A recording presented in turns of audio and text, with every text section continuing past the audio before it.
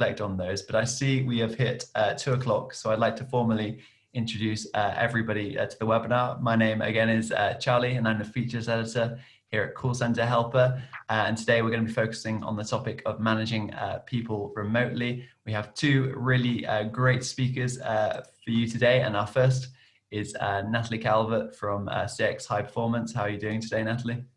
Oh, really good. Really looking forward to this session, actually. Thank you. Yeah, I think it's a really great topic, as we can see by the number of attendees that are with us.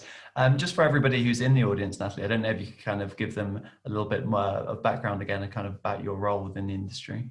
Yeah, so hi to everyone. Thank you for joining us today. It's great to see you all. So I've been in the industry, which probably for some of you who have joined this may feel like forever, but it's a good few years now. I've had my whole career working around, well, as someone I know would say, before contact centers and before call centers were invented. And in that time period, I've worked with over 100 organizations, and that's touched over 200K people. So it's been quite an amazing journey from my point of view, and I feel very privileged to have that experience. What I do is I focus mainly on working with in-house teams and their leadership and management teams, developing skills, developing culture, that big area of employee engagement, and generally all things to do with transformation and making organizations, what's the model, from good to great? So to do that movement, that's what I'm all engaged with when it comes to bringing together CX, the customer experience, and employee experience. Excellent. Thanks, Charlie. Yeah, that's quite a stat. 200,000 people. Maybe I think that's how many have you got on here today? Hopefully we can go around there. That's the goal. Excellent. But yeah, it's really great to have you on board, Natalie, as it is to have our second speaker, Kobe Amadume from Nice in Contact. How are you doing today, Kobe? Charlie, hi everyone. Very happy to be here. Kobe Amadume from Nice in Contact. I'm the EMEA Marketing Director for Nice in Contact. And for those who are familiar or not so familiar with Nice in Contact, we're the leading cloud provider of contact center as a service solutions, and rated in both Forrester and Gartner as leaders in the contact center as a service world. Excellent. And I know you as well have a great presentation to share with us, as well as Natalie. Yeah, I'm looking forward to it. Something a little bit different, Charlie. Excellent. Excellent. Yeah, it's great to have you both on board, and 2 really good presentations to bring everyone. But just a little bit of housekeeping for all those in attendance before we get into those presentations. You can check out the replay and view the slides, both the speakers' slides after today's webinar, by simply going to www.callcenterhelper.com/recorded-webinars, and that will be available for you later this afternoon. Also, if you're not already in our chat room, it would be really great if you could join just by opening up a new tab and going to cch.chat, the web address at the bottom there. That helps you kind of talk with everybody else in the audience and share share great tips with one another, and it's a really great place to do that. And what I like to do is put the webinar on one side of my screen and the chat room on the other, and that allows me to kind of pay attention to both at the same time, or sometimes, you know, I can use my phone and keep track of the chat room that way. Added bonuses of being in the chat room is that you can download both speakers' slides, and you can also join our quiz, which we'll come back to later. But there's a offer of a bottle of champagne or a box of chocolates for the winner, so there's a nice little incentive there. And we like our bottle of champagnes and box of chocolates, and there's a second chance for you to win those in the chat room by sending in your tips and questions, which we'll come to after the speakers' presentations. And yeah, it's a great way to share best practices. But now let's get on with the presentations, and I'll pass over to you, Natalie, to share yours. Thank you very much indeed there, Charlie. Just pressing the old tech. Okay, let's go. Okay, so welcome everybody. I'm going to share with you this afternoon some thoughts and tips on managing people remotely. I first managed my first remote team over 20 years ago. And funny enough, I was near where Kobe was living. I was still down in Wimbledon Way, and I was working up with a team up in good old Watford. So I know it fairly well, and spend a lot of time communicating backwards and forth, but that was well over 20 years ago now. I make two promises on this presentation. One, I'm only going to share with you stuff that I know about that works. And secondly, just absolutely, for you to put this into practice, you are totally able to do it. So I'm a very highly practical person, so I'm only going to share with you stuff that you can do, okay?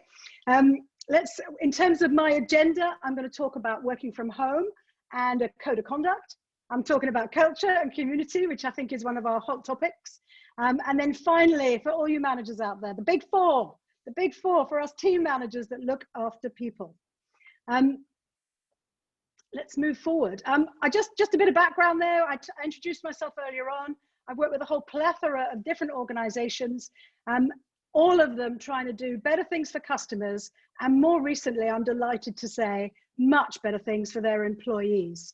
So we've been living through all of this pandemic. Do you remember the days when we were back in the contact center and we had those fantastic, wonderful moments? And then we had the pandemic, didn't we? And it all kind of changed. And from this great environment, we suddenly had our staff working in this kind of environment. I actually, and this is no word of a lie, this is absolutely the truth, I met somebody that spent 7 weeks in bed over the first 7 weeks of the pandemic when we went into lockdown.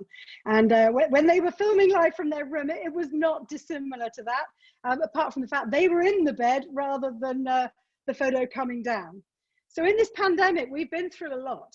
So one of the first things I want to do on this webinar is to really give you all a big pat on the back, a congratulations, because I think in our world of contact center management, we are, and all of you are, and your teams, the hidden heroes of this pandemic.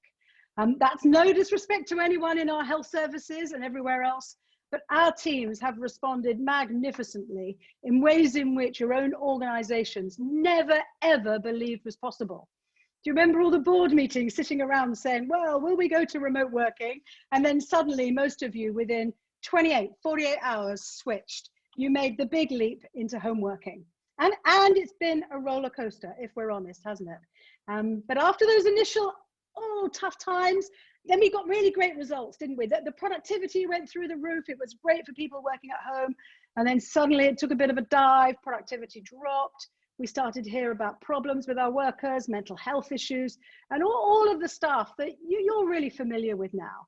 And now we're in that period where working from home has really started to flatten out.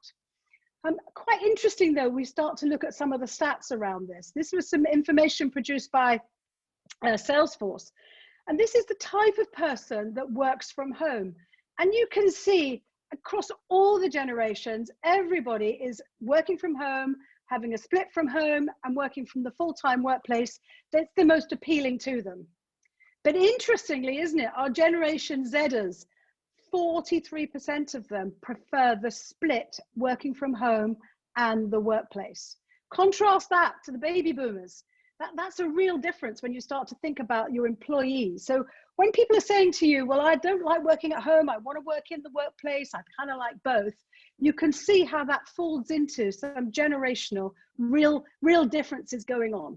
Now, key thing to watch here, 2028 is when we will see the Generation Zs overtake the workforce from where it is now.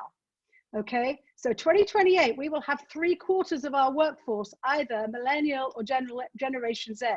That will drive even more working from home and more of a more relaxed way of working for most people. Interesting too, companies' intentions about letting people work from home post-COVID are very clear. 82% of companies are going to let employees work from home some of the time. This is also borne out totally by some research from a poll that Call Center Helper did, which said 87% of people were looking to do some work from home. So the organizations are trying to strike a balance. Are they trying to strike a balance, or are they trying to cut costs? Ask yourself the question, because if they're trying to cut costs, you know and I know it's not where this needs to be. We need to be doing some things that are really much smarter now for our employees that are working from home. Remote working is definitely here to stay for the majority. Organizations and managers, we have a whole new set of challenges, which I will come on to, but we have some big responsibilities too.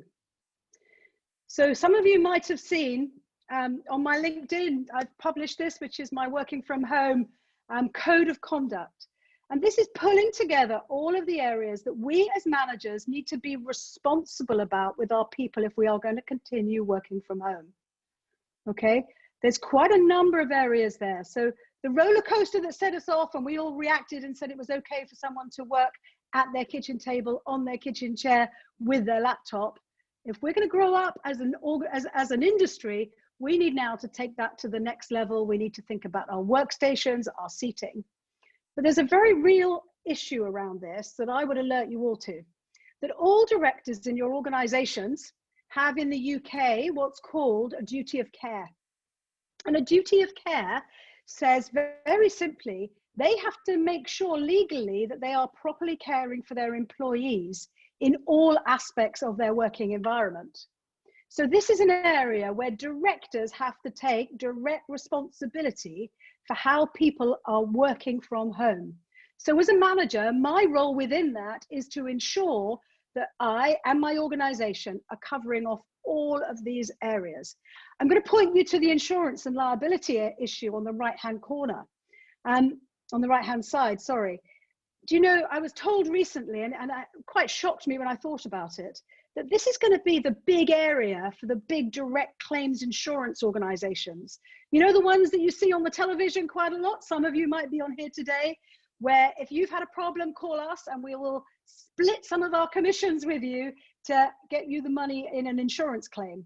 Well, they've no longer got those going on in the same volume.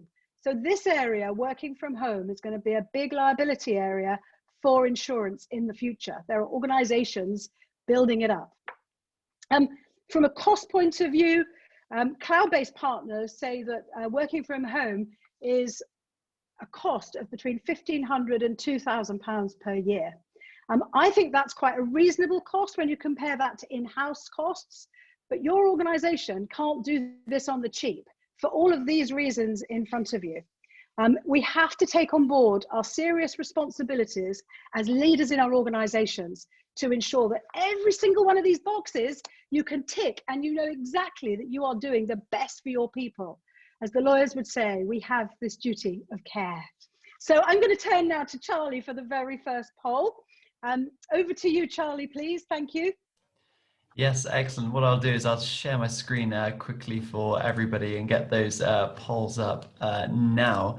And the first question that we have for everybody in the audience is on a scale of 1 to 5, how well do you feel your organization is delivering on its working responsibleness? I don't know, Natalie, if you could just quickly clarify for everybody who's unsure of what remote working responsibleness kind of means to you. I think that is probably something from reading responsibilities rather than responsibleness. Okay. So how well do you feel your organization is delivering on its remote working responsibilities? Yeah. Okay, there we go. Sorry, a slight typo on our end there. Apologies for that, everybody. But yeah, I'll let everybody give a few more moments to answer this poll now. Excellent. I'll then pair polling and share the results. We have a lot of people think they're doing this well, which is great to see. 21% in fact think they're doing extremely well, which is great. 34% adequately, 5% poorly, and 1 very honest percent, which is great because we appreciate the honesty. It says very poorly. Natalie, is that the kind of thing that you're expecting to see? Well, I'm delighted to see that there are so many organizations doing extremely well because your employees will be grateful. I hope you're not just the large corporates that have taken that responsibility very seriously. I hope there are smaller organizations within that as well, and good to see organizations doing it well. And probably at this moment in time, you've got HR people and health and safety teams crossing the T's and dotting the I's. 40% of us are doing it adequately poorly, and very poorly is 1 person, I think. Well, we've got to do better for our people and for our organizations. And we know what we do for our people translates to what we do for our customers, right? So we've got to get that working well across the board. Thank you, Charlie. Excellent. And yeah, I guess they're in the right place though for for putting it right. Excellent. I'll move on to our second poll now, which I'm just going to quickly launch for everybody. And that's a kind of similar question, but it takes a different angle at it. And that's on a scale of 1 to 5. How do you rate your team leaders / managers' abilities to manage remote workers? It'll be interesting just to see if there's any kind of differentiation between this question and the last. So I'll leave that on there for a couple of moments for everybody just to kind of consider for themselves before I end the polling. But yeah, it should bring up some interesting results, I think. So yeah, I will end the poll and share the results with everybody. And oh, this one's much more interesting, actually, with a much more divergence in the results. We have, 38% say good, which is great. We have 31% admitting that it needs improvement. And yeah, great range on the others as well. Now, Natalie, is this something that you expected to see also? I think I'm delighted to see the goods and the greats. But we know, don't we, that if we have a figure of 8, in the middle of that figure of 8, the top half is our organization and the bottom half is our employees. And what ties the whole thing together is our people leaders, our team managers, our team leaders. So if we've got, what is it, my maths, 47% of people operating on par or just needing improvement, are we doing well enough? Are we where we need to be in terms of our people? Because we know what our people do ties up to with what our customers get as well. So bringing CX and EX together is really key on this. Giving team managers the ability to do their jobs, especially now they've got no role models back in the office because they're at home working remotely as well, is critical. Without a role model, what do we all do? We go that way, right? Yeah, I think it's interesting, kind of the whole topic of leadership in a remote contact center, but maybe we'll go on to that in a little bit anyway. What I'll quickly do now, Natalie, before we go back to your presentation, is just quickly look at some of the top tips and questions coming in from the audience as you're presenting. The first question we have is come in from Gary, and that is, what are the considerations when starting a remote team? And Natalie, I'll quickly ask you this one. Do you know, have yourself a folder, print off that working from home code of conduct, right? And really go through every single piece on it and make sure that you have got all of those bases covered, because that is going to be the start point for you having a successful experience and your people having a successful experience. And what you're going to layer on that, I'm going to talk about after the break. So there we go. after the break, after the poll. So thanks, Gary. It was a really great code of conduct. I'd encourage everybody as well after just kind of download your slides and take a look at that. There's lots of really great considerations. But let's take a look at a couple of tips quickly now. We have one in from Ellis who says, I have a team meeting for 30 minutes every Friday morning for the team to meet up and keep this team spirit alive. Sometimes it's for quick updates, but also a little bit of fun, raffles, quick quiz, etc., coffee breaks. It just ensures the team all have a bit of FaceTime with each other every week, which is a really nice tip, and it's great to see you doing that for your people. Also, we have a tip in from Joe who says, when remote working, it's essential to keep in regular contact with your teams using Skype, and I think that's another kind of key one that links well to the last point. And another tip now from Alex, who says, working from home can lead to mental health challenges.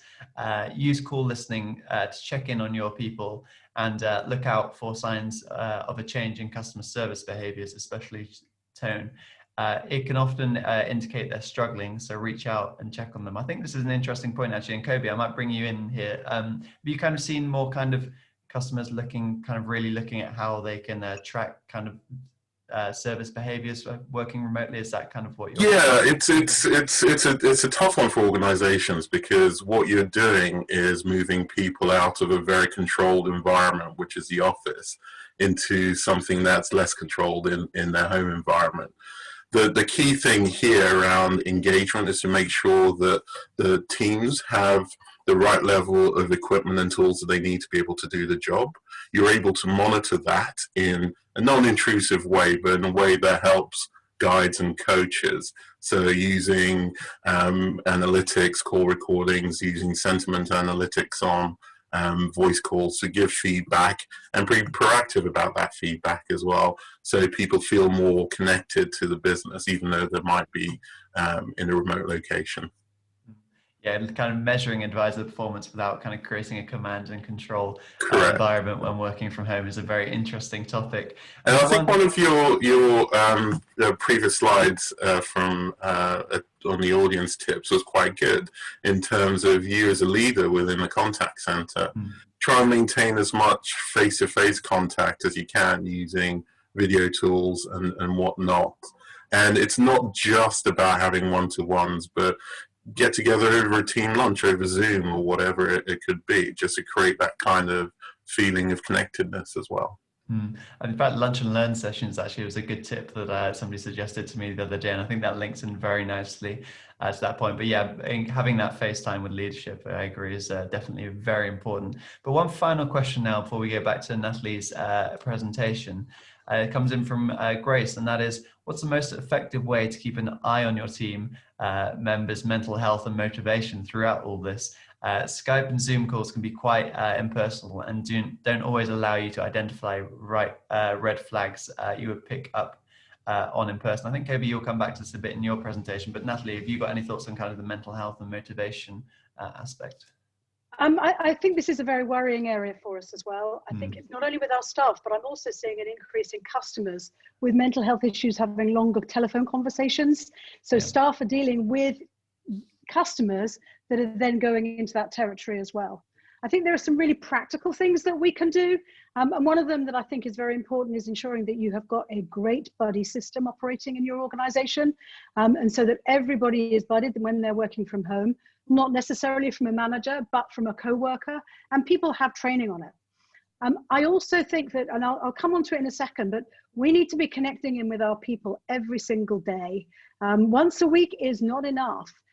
We know that a day in the life of a contact center person is generally the same as a month for most other people. So we need to be connecting in a lot better ways. Sorry. I think I want to pick up on something Kobe said. If you've got people that don't put the video on, I think that's the first alarm bell I ever see, right? If people come to a meeting and they don't put the video on because something's going on in the background, that's okay for a one-off. I was involved in something recently where every time we met, one person didn't have the video on, okay? I think you have to set some standards in your working from home code of conduct, because your code of conduct's got to work for your people too. It sets out the ground rules, right? And part of those ground rules are, if you're part of our team, you have your video on. So then I see you, I see a bit of your background, I get a feel of what's going on. Are you still wearing your pajamas? Are you in bed? Or are you ready for work? So I think just keep an eye on those things. Sorry, Charlie, going on a little bit there, but it's so important, this area. And we have a sixth sense as managers. We have to use it, and we have to see people to do that. That's a great tip, though. Like that should, as kind of both of you alluded to, of kind of, you know, if they don't put the webcam on, that's an alarm bell. And I think your other points linking on from that were great, Natalie, and actually will lead back well to your presentation. So what I'll do is stop sharing, let you present, but we will come back to all those tips and questions later in the webinar. Okay, that's great. Thank you, Charlie. Okay, so where were we? We were at poll time. We've done our polls. Thank you very much for that feedback. I really think it's very interesting in terms of what's going on. And we've all got to, haven't we, if we're really honest, raise the bar with our people working from home. Okay, so where I'm going to move next in terms of the presentation is, hopefully, hold on, something's not budging. Oh, right. So we're going to move into now culture and community. So we talked about the working from home as really the beginning, the foundation. And on top of that, what's key and which will help us pull out some of these issues, but also their preventative measures when we focus on culture and community. So what are the two things that I would say to you on that? Well, very first of all, start with the basics. What is your team culture? I could easily experience that when we saw the Screwfix office at the beginning. I can feel their culture. That is so different working from home. So the first point, design in your team culture into your remote working. Secondly, how can you build community? Now, we know that from research that's gone on in the last 5 years, community has become much more important to people generally as a population. That's all to do with the breakdown of the home environment. They come to work for community, built new structures. So their new family is actually where I work. So part of my role as a leader is to build a great team culture and build community. But how?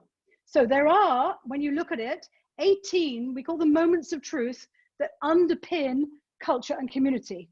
Some of these on the left-hand side, you can see they're the governance stuff that we have in play most of the time in our organizations. And on the right-hand stuff, these things are much more tactical. They are things that we will do more on an ad hoc basis, okay? Now, you know what I'm going to say, don't you? You know, the things on the right are the things that make the difference when it comes to culture and community. The things on the left are things that are in some ways as a given that we must do, except for one particular one. And Ellis, you asked a question earlier on about, well, you mentioned in your tip about a 30-minute session on a Friday morning. I would say to you that actually, if you want to be really at the top of your game, and I promise this works, I promise the work I've done on high-performing teams, this makes an essential difference. If we do a daily team huddle, on time, same place, same time, every day, that makes a significant difference to team performance. Aside, I've got a school night coming up for progress reviews, and I've got 31 progress reviews taking place over 3 hours at 3 minutes a time. And this is from a teacher telling me about my children. I've got two girls, and I'm doing the whole lot in one evening. So we can do team huddles that last for no more than 10 minutes, have a big, massive impact, but more importantly, they help us lock in to our teams every single day. So go fight for that investment time if that's what you need to do. If you need to train yourself to make sure the team huddle isn't a, hello, how are you doing today kind of event, with a bit of a more jazzy agenda, do that. You get the support that you need to make them amazing, because they are your key lifeline with your remote teams working from home. I also want to pull out just one other piece here, and this is home visits. It's really crucial, no matter where your people are based, that you go to their homes. You have to get permission, you need to sign a declaration in advance, probably a wavering on that insurance kind of stuff, but you need to get into people's houses. You need to see where they're working, their working conditions. You need to check out, don't you? You need to make sure that your data is secure, your person is secure, and that their home is a secure place and a safe place for them to work. So don't shy away from it. Get out there and do some home visits. COVID secure, socially distanced, etc. Okay, so 18 moments of truth to work on, to build a really constructive plan around for you to deliver a great culture and community within your contact center. A structured plan. People don't like things done on an ad hoc basis. They don't like things thrown at them when they're in a contact center. So we have a structured plan, we announce it, we launch it, and then we carry it through. We carry it through is the most important thing. We don't want to be one of those managers of oh, she canceled it again because we carry it through. So from my culture and community, I need to get it structured. So we developed this a few years ago, which is around our employee engagement framework. This absolutely is what high-performing teams do. There are 45 indicators underneath. Each indicator will relate to a behavior as well as a working practice, that if you do these things, they work for you. And bang smack in the middle of it, team huddles play an important role. 6 things that you as a manager working from home have to now get into the home environment through your desktop and through the other things that you bring into the home that you might decide to offer as gifts, as tangibles, as post-its, whatever they may be that you've decided as an organization. Culture and community is key.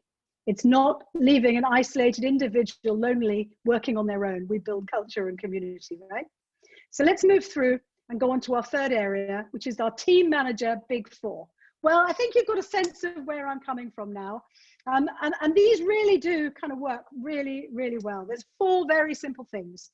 We've got 18 moments of truth and 1 manager that underpins the success of you working from home. And that is your team manager.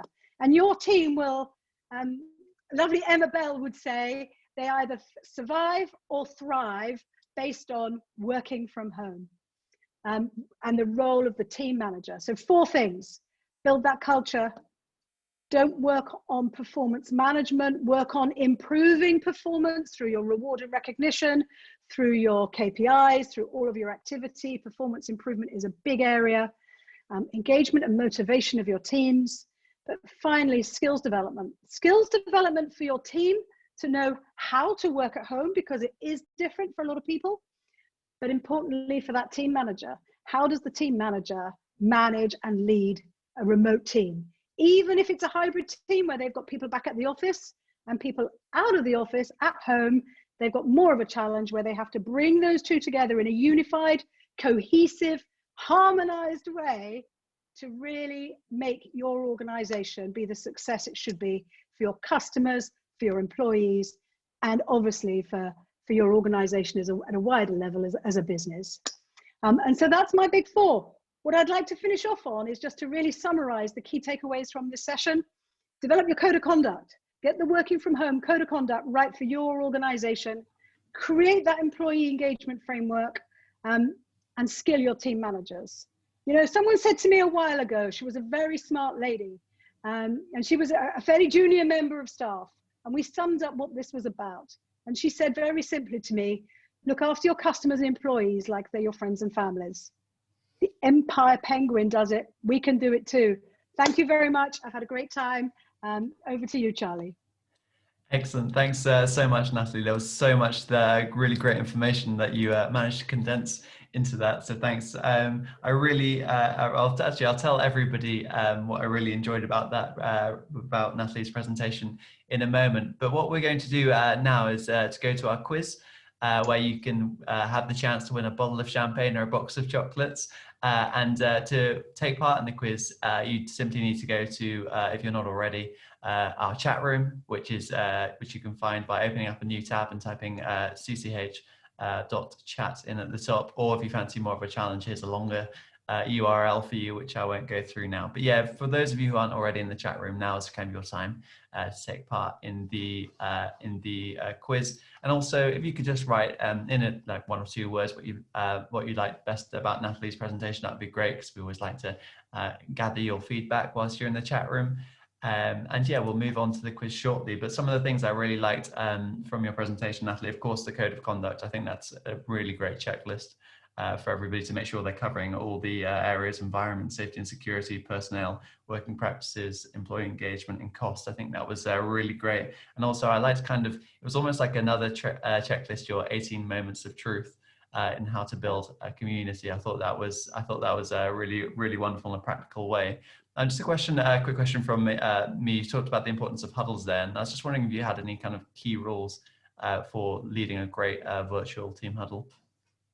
Okay, so my mastermind subject, team huddles. So where do we start? We start best performing teams, high performing teams, which deliver more for the organizations, do 3 things when it comes to huddles. 1, they have 2 a day, okay? 2 a day, sunrise, sunset, shift start, shift end, okay? So 2 a day. Make sure that you do 2 a day if you want to be a top performing team. That's hard work for us managers, but boy, it works. You'll see a transformation in your teams within a couple of weeks.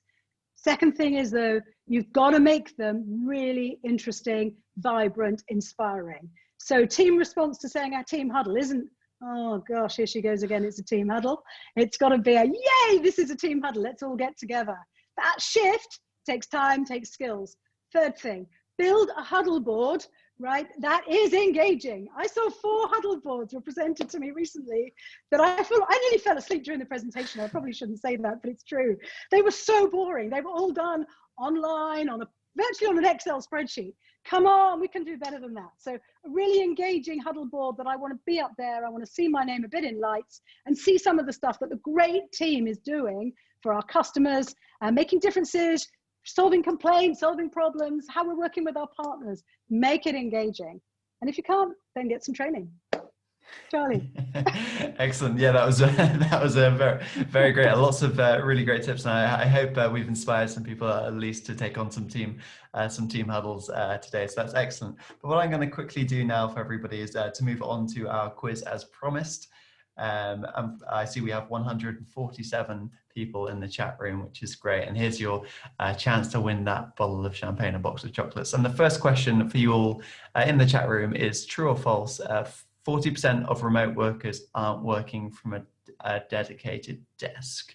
Is it A, true, or B, false? I think this links back very nicely to the image of a laptop on an ironing board that was in Natalie's presentation earlier. Yeah, so I'll give you everybody a couple more moments to answer this one. Great to see so many responses going in. Excellent. And yes, most people getting that one right, which is true. And this is according to Forbes, begging the question, are you doing enough to ensure that agents have a comfortable working environment? I think that links very nicely to your presentation, Natalie. So yeah, lots of people getting that one right. So we move on to our second question. What has remote working had the most positive impact on? Is it A, contact center communication, B, employee well-being, C, service quality, or D, workforce management? This is more tricky now. We're getting in slightly more tricky territory. A few quite difficult questions here, but it'll be interesting to see how many of you get this right. I'll give you a couple more moments before I move on. Excellent. Right, I'll move on now. Okay, so yeah, in fact, most people are getting that one right, which is great to see. So according to a 2020 Call Center Helper report, remote working had a positive impact on employee well-being in 41.3% of contact centers compared to a negative impact in 18.7%. Yeah, so it's an interesting poll to see there. That's according to a 2020 Call Center Helper report. So Alex is in the lead after 2 questions as we move on to our third. And that's how many remote employees report communication as an obstacle in their contact centers? Is it A, 10, B, 20, C, 30, or D, 40%? Okay, this is, those figures are quite close together, so I'll be very impressed if a lot of you get this one right. Let's see the answers. Yeah, 17 people getting that right, which is quite good. And that's not having a centralized office can make simple communication between employees more challenging, and there can be a real cause for concern when this overlaps with other challenges like social isolation. Okay, it's really hotting up now. Claire's in the lead, so we go into our last question, and that is, what percentage of contact centers are buddying up their remote agents? Is it A, 15.6%, B, 30.6%, C, 45.6%, and or D, 60.6%. There's a lot of sixes there for me to say, but yeah, Natalie highlighted the value of kind of having a good buddy system in her presentation, so it'll be interesting to see the responses here. Okay, so yeah, 3 people are getting that one right. I think it surprised a lot of you to see just how many contact centers are doing that. And this is according to our research, in which over 60% of contact centers are still buddying up their advisors despite the switch to remote work. This can be a great way to guard against problems like loneliness. And that was a study of over 300 contact centers in the last year. So Claire is the winner. So congratulations to you, Claire. You win a bottle of champagne or a box of chocolates, and we'll be in touch with you after the webinar. So congratulations for that. What we will now do though is get on with today's webinar, and I'll pass over to you, Kobe, to give your presentation. Thank you very much, Charlie. Let me just share my screen.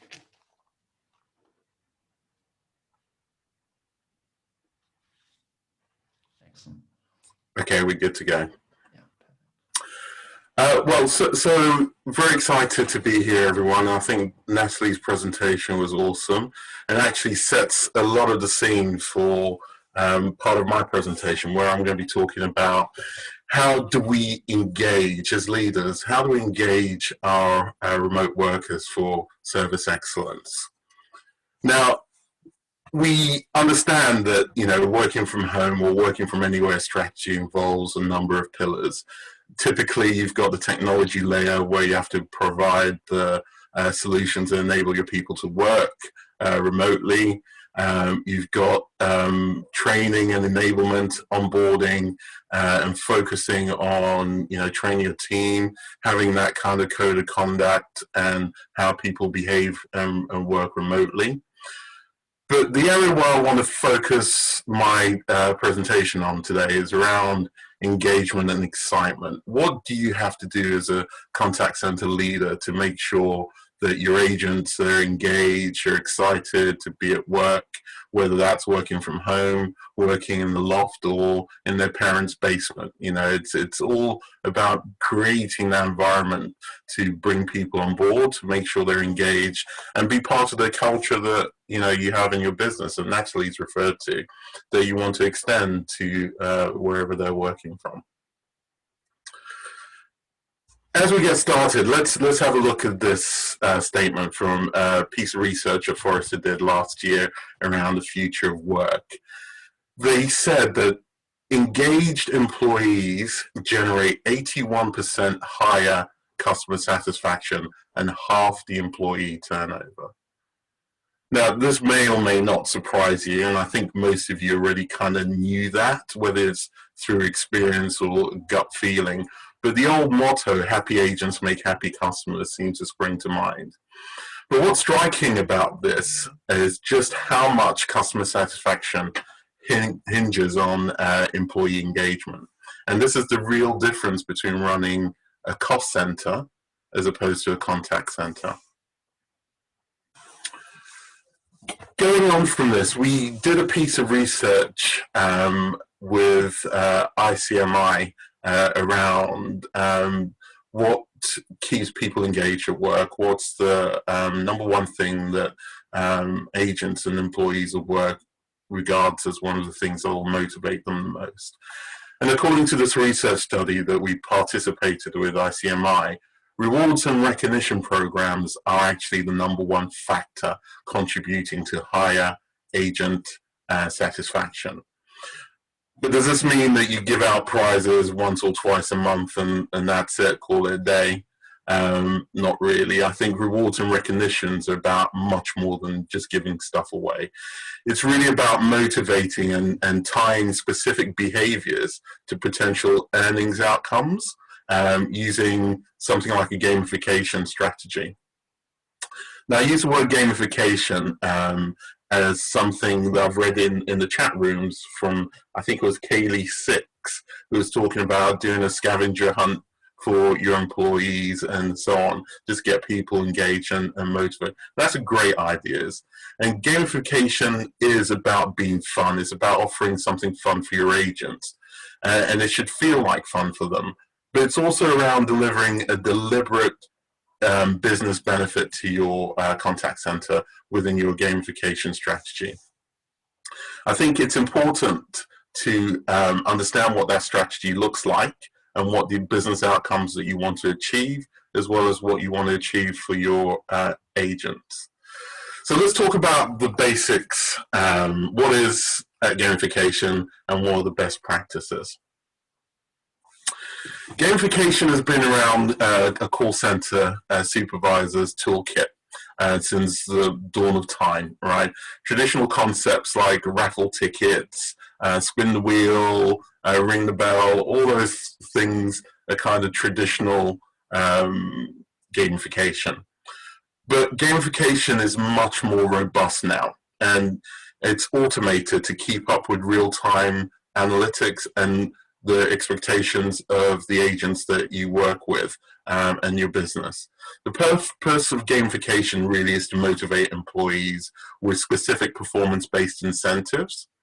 It gives you the tools and levers to be able to kind of adjust what is happening within your business and using games and as a way to engage your agents in a more proactive way. For instance, if you're a day is getting long and performance is below normal, for instance, supervisors have a secret weapon with gamification and can quickly start a game to get agents re-energized around, you know, who can get the most, who can get their average call times handled quicker and single call resolutions faster, and so on. There is an implementation of behavioral change as well as rewards linked to that. What I'd like to do, Charlie, is at this point is do a bit of a poll to see what people's strategy around gamification is internally within their business. Excellent. What I'll do for you, Kobe, is launch that for everybody now, and you should see that on your screen. And as the question, as that's on Kobe's slide there, what type of gamification do you currently have in your contact center? Is that gamification using specialist software, manual gamification, or no formal gamification software? I think this is a very interesting question to see if anybody's got gamification up and running in remote contact centers, although I imagine now is probably more an important time for it than ever before. I agreed. Yeah. Excellent. Let's take a quick look at the results and share those. Yeah, so we have 64% with no formal gamification program, 26% with a manual gamification, and 10% having gamification using specialized software. What does that kind of match your expectations, Kobe? It does, and I think the challenge a lot of organizations face right now is they do have some elements of gamification as part of their agent engagement programs, but they're normally informal, they're normally ad hoc, and they're normally supervisor driven. And again, lots of whiteboards, spreadsheets, the thing Natalie was talking about, and having those boards and tracking. So, it's difficult to get consistency throughout the organization and really measure what impact that's having on your agent engagement as well as your customer engagement as well. Yeah, some really fascinating insights, but I'll take the poll down now and let you carry on, Kobe. Thank you. So when we think about gamification, I like to compare the different types of approaches with an ice cream shop. You get different flavors, the more happier people are. So there's no one time of game that makes everyone happy. Different contact centers are uniquely different in terms of their culture, in terms of the way they do business, in terms of the way they engage with their customers around engagement scenarios and data sets and so on.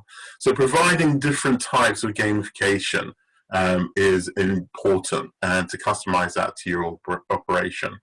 Whether you're looking at team-based incentives, where different teams can compete against each other, bonding agents behind a shared goal, or while you're trying to look at improving individual KPIs and so on. This can foster a real strong team spirit and get individual members motivated to either defend their winning title or kind of go after the reigning champions in a fun, kind of effective way. There are other elements like agent self-competition, whether that's timed or untimed, or peer-to-peer, whether you're looking at pitching agents in different teams against each other in terms of focusing on single or multiple metrics within your business. But there's even competition now for supervisors as well. And this is something we love hearing a lot about, and getting supervisors to look at how they can improve their metrics using gamification tools. The one thing that I think it's important, and this is borne by the poll results as well, is that typically what you see in the gamification scenarios is they're very much supervisor-led, i.e. the supervisor puts together the campaign, puts together the measurements, and reports back to the teams and tries to get everyone focused and engaged. This can add a significant amount of workload onto a supervisor. And actually, one of the stats that we got from the ICMI report is the number one reasons supervisors leave the contact center is because of their workload. So how do you work smarter? How do you make things better for the supervisors as well as the engagement for agents? So trust is an important pillar in gamifications, and agents want to know that they're participating in a program that is fair. It allows them an opportunity to be able to win the prize, or change their behavior based on the KPIs that have risen and be rewarded for that. The first tip here is to ensure that you have regular, dependable updates. People need to know how they're performing in real time, and if they've got a chance to win, if you're running in a race, you'd like to see where you are within the pack, and what you need to do to speed up. This is the active feedback element. What you need to do to speed up, slow down, or keep pace with what's happening, and be in with a shot to win the prize or the competition. It's about having fair competition. And this might sound obvious, but there are nuances here. For example, making sure the rules are fair up front. If you have a contact center and one of your KPIs is about delivering product upsells, and the competition is based around delivering product upsells in a week, then it's a little bit unfair if most of those calls are targeted to a retention team or a product upsell team, whereas the rest of the contact center may not see as many opportunities to have that engagement. So it's about thinking through the strategy and making sure that this is fair across the teams you're operating in. It's about focusing on not just the lagging indicators, but the leading indicators as well, to look at how you're performing and what changes might need to be made to make sure that everyone's achieving success. And ultimately, it's about rewarding the effort that the agents are making in terms of the gamification process. If they're achieving product upsells, like in the example above, where you maybe get 10, 20, 30,000 extra uplift in revenue, then a £15 Amazon voucher probably isn't going to wash. So it's about thinking this through and the strategy and what you want to achieve from a business perspective. Back to the comment around, the workload of supervisors and so on. The real advantage of gamification now is through automation. The foundation of gamification is truly about having a strong performance management solution in place. Now, I saw from the poll that only about 10% of the audience have something in place at the moment.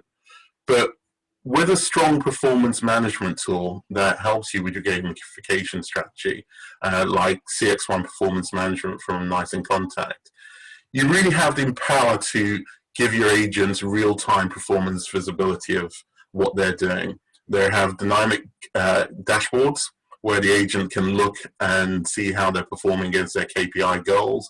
And you as a contact center leader can engage with them, offering them feedback, guidance, and advice about how to improve, and look at that kind of proactive behavior change. It's improving agent engagement. So the agents have an opportunity to get involved with all this fun activity. They have dashboards, they have automation around communications. So they're constantly in the loop about where they are in the process. And this creates a sense of community and kind of can boost the culture within the business, especially from a remote workforce. But importantly, from you as a contact center leader, it gives you a one view, single point of truth.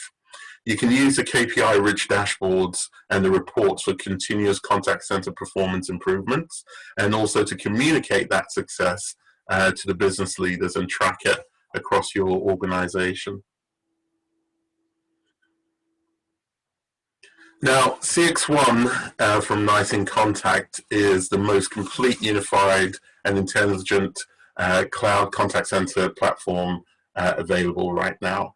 And since it's entirely cloud-based, for instance, it was very simple and easy for our customers to move their operations from home to home when COVID raised its ugly head just over a year ago now.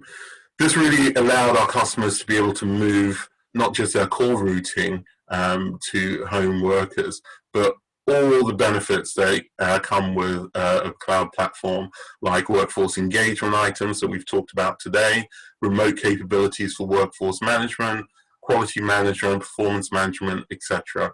So it's quite a unified platform and allows you to be quite proactive in terms of engagement with your existing agents and be able to do all the things that you would be able to do within your office environment, but with a remote workforce. And that's it for me today, Charlie. Excellent. Thank you for that, Kobe. Lots of really great stuff there, which I'll just share some of my key takeaways from that, because as I said, lots of really great stuff. I really liked your idea of kind of gamification flavors and the different types of gamification, from team competitions, agent self competition, peer-to-peer competition, and things. I can quickly see one of my colleagues has actually quickly put a poll up in front of me as I was going through that. I was going to get onto that, but never mind. This question is, would you like to see a demonstration of the NICE and contact solution, the kind of gamification and performance management solutions and the cloud solutions that Kobe was talking about there? So if you could quickly answer that for us, that would be really great. But yeah, also really liked your point on that, you know, a lot of gamification programs are supervisor led. I thought that was very interesting, and you kind of want to get more. You don't want to you don't want that kind of extra workload. Plus, you don't want to be kind of prescribing how to have fun to people. I thought that was That's quite right. interesting. And kind of your rules for gamification on like having regular updates so people are continuously motivated instead of like a half an hour, I think was great. The fair competition, controlling the variables, and that the reward is worth the effort. I thought there was lots of really great points around those things. So yeah, two great presentations for you today. But let's quickly, to finish, go to our chat room and look at some of the top tips and questions that have come in. So the first tip is from Kaylee, who says, don't let every conversation with your people be about work. I ask about people's kids, their families, if they're being safe, and we built a strong relationship whilst in lockdown that we ever did in the office. We all get our kids on team meetings now. Well, that's great. I've heard of pets on team meetings before as well, and I think that's a nice idea. Also, we have a tip in from Alex, who says, would recommend call listening to listen out for any changes to their personality. It's an interesting one. Snapping at customers, not sounding as energized, longer hold times. If you notice the change, have a well-being checking. I think that's interesting. And what kind of other kind of things can you look for, maybe Kobe, to kind of spot these changes in personality and behaviors? Actually, I think Alex has hit the nail around the head. I think there's a couple of really good points of advice here. It's about understanding the challenges that your agents have working from home and looking to offer them the ability to be able to coach them, guide them, help them. If they're struggling, if they're snapping at customers, it's a coaching opportunity, but you need to be able to track that and be able to offer constructive feedback and help them through that. I particularly like the idea of having your pets on team calls as well, because it does a couple of things. It acknowledges the fact that everyone's working from home, the environment is different, and we should embrace that. We shouldn't be embarrassed of it. You know, my kids have walked in on webinars and so on that I've done in the past, and that's fine because everyone's in the same situation. It's important that we acknowledge that and we embrace it, but also allow people the opportunity to be themselves around some of the team calls that you're having, and feel it's okay. You know, it's okay to have not everything perfect, but be open to advice, be open to feedback, and be open to share that with your supervisors as well. Absolutely. I think, as you say, it's a really great tip. And as you say, Alex definitely hit the nail on the head there. So we've had a question also in from Candice, who says, we've struggled with implementing daily team huddles due to the staggering of shift start times and phone coverage. Any suggestions on how to creatively implement? I mean, Natalie, you kind of talked a little bit about this already, but can you maybe answer this one too? Yeah, I think there's two things I would say. Firstly, I would look at the duration of my team huddles to make sure that I could make sure that they were really, you know, short and sharp to the point and making a really big impact. So if this was a challenge I would have, I would really bring it down to that 3 to 5 minute team huddle. And I think you will get a payback. If you take and bite the challenge and actually implement the huddles, you will find that the shift issues and phone coverage are internal issues that will be overcome through having the huddles, because people will manage it better. I've never seen a situation where you can't make the investment time. You just have to work through a plan to deliver it at the right time. So you can do it. The other way I would say to you is that use collaboration amongst your teams. And it sits at the heart of this really with what's going on, which is around knowledge management. So to make sure that you can collaborate well with your teams so that they've got the right information in that huddle right in front of them. And if they can't make it, the answer is, and it's a real one I don't like, but video it, record it, send it on. And so that they can still be part of it. So you might not have 100% of the people at every huddle, but you are having every huddle. Yeah, I think that's some really great advice. And I think you talked a little bit about knowledge and knowledge management. I think that's also a very crucial topic in the current working environment. But if only we had more time to discuss. I'll quickly read through a couple more tips. I think these are really great before we end from the chat room. One in from Kaylee, have a scavenger hunt. I think Kobe, you mentioned this one earlier. That's good too. Yeah, it's really good. It's really fun to ask them to go and have 5 minutes to gather items from a list, and gives everyone a mental break from the business of work, which I think was great. Alice again says, celebrate the wins with your team, exam results, birthdays, etc. It doesn't have to be anything big. Even a shout out in a message group makes people feel appreciated, which is great again. And a final quick one from David, who says, we have a team chat open for work related, and we have a hair down space for anything not related. And I think that's another brilliant tip. Loads of brilliant tips from the chat room today. So thanks everybody for getting involved. If you could quickly put in 1 or 2 words in the chat room before you go, what did you like best about today's webinar? That'd be great, because we like to get as much feedback from our audience as we can.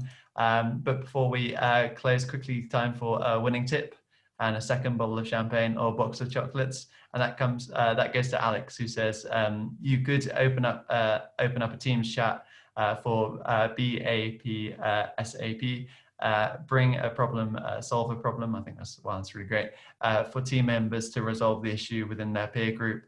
Quick way of building knowledge. I think, yeah, a worthy winner there. I think that's a great tip. So thanks Alex for that one. Again, more feedback, of course we are. If you could complete the survey when you leave the webinar, if you could fill in the post-webinar survey, it's only 4 questions long, we would really appreciate that.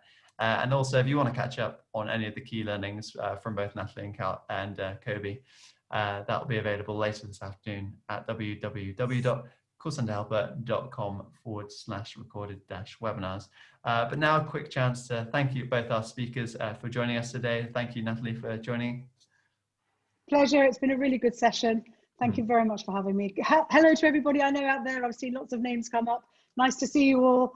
And hi to everybody I don't know. So thank you. Excellent. Yeah, it was great to have you, as it was to have our second speaker, Kobe, too. Thanks for joining us today, Kobe. So it's been a pleasure, and it's always interesting and exciting and illuminating to spend time with you guys. So thank you for the opportunity. Excellent. And yeah, thanks everybody.